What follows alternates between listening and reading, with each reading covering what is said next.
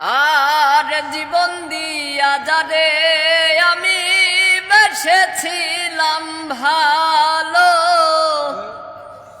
সে আমারে ভুল বুঝিয়া দূরে চলে গেল।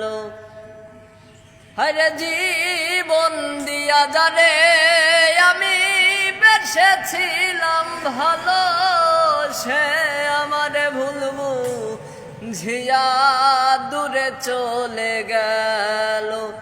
আমার কপাল নাই সু বলি বিধাতার ওই মুখ, এই পোড়া মুখ আমি দেখাবো কারে।